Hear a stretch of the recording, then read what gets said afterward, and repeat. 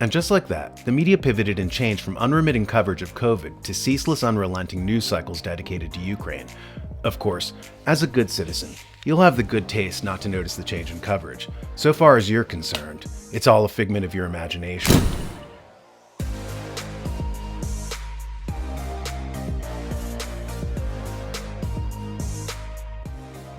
Speaking of the Politburo's new policy, Mark Zuckerberg changed the hate speech rules for his metaverse to allow calls for violence against Putin. Even the UN condemned the platform for allowing this to happen. But to spare you the boredom related to the new chosen outrage of the day, I wanted to talk less about Zuckerberg's double standards related to Eastern Europe than about another story related to him. The New American has an article entitled, "Wisconsin's Special Counsel Finds Facebook's Zuckerberg Violated Wisconsin Election Bribery Laws." What interested me more than the specific facts on this particular case was the more general trend, namely the corporatization of American politics. At least that's what Rahim Kassam calls it.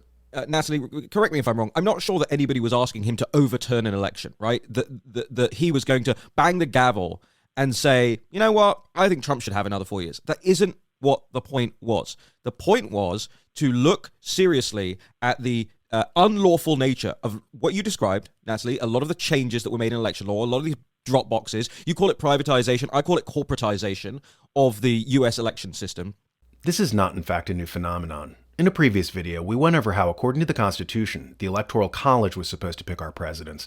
This was supposed to be a group of wise and ethical men chosen by the state legislatures to convene in one place. Candidates before 1824 would go to the Electoral College and vie for the backing of these electors.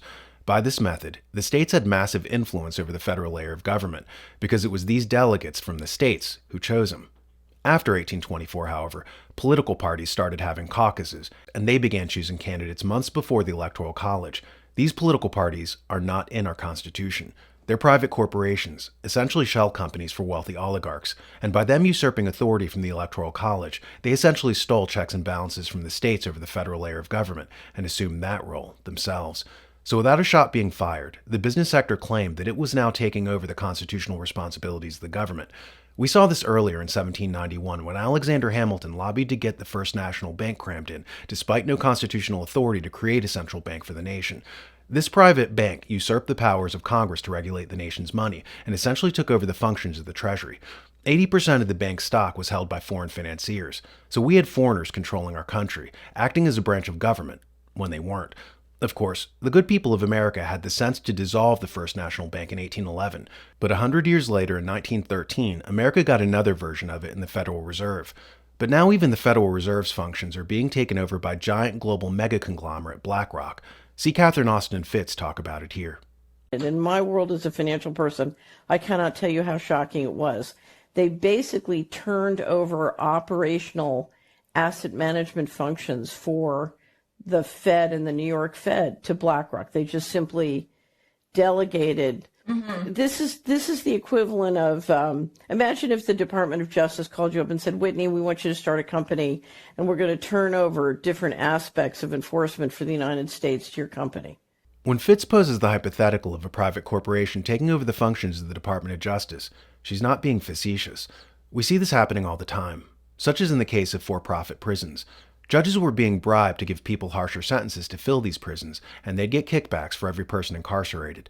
In 2008, for instance, judges Michael Conahan and Mark Ciavarella were convicted of accepting money in return for imposing harsh adjudications on juveniles to increase occupancy at the Pennsylvania Child Care for-Profit detention centers.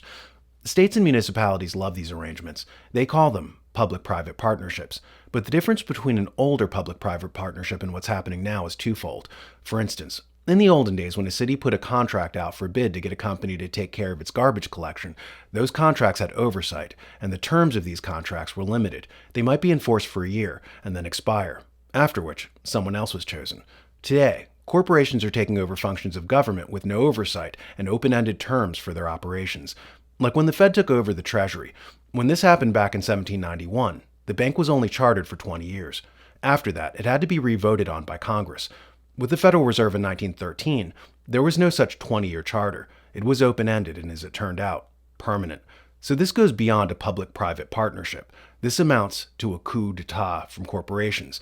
What Americans have to understand is that there are dangers involved in allowing companies to unlawfully assume the functions of government. What states and municipalities are marketing to you as harmless public-private partnerships have another name: Back in the 1920s, Italian fascist tactician Giovanni Gentile said, "Fascism should more properly be called corporatism, because it is the merger of state and corporate power."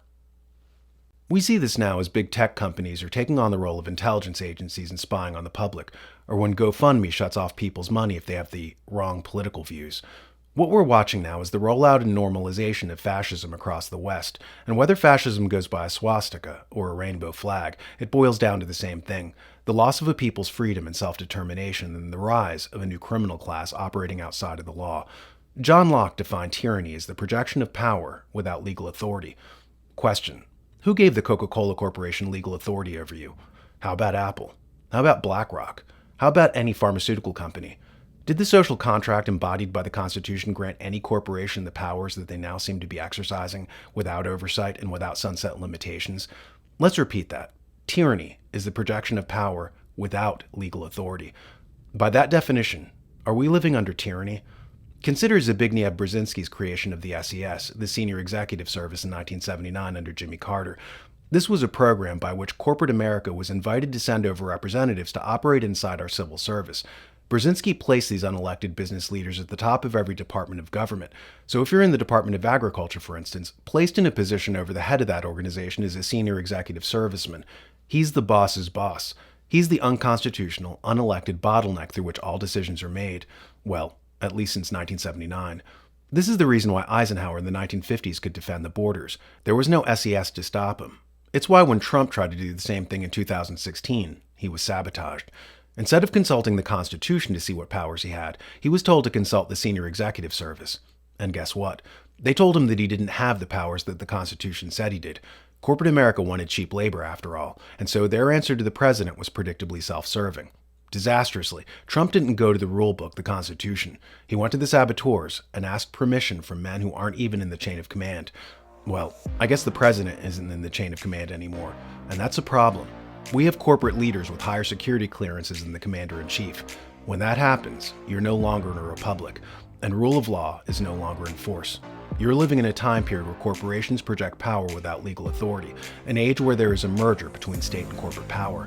There's a name for that. I wonder what it is. Our freedoms are under attack, yet the loss of freedom is not inevitable. America can be saved, and an informed citizenry can and will make the difference. Join us weekly for episodes of Beyond the Cover, and check out our print magazine too at thenewamerican.com.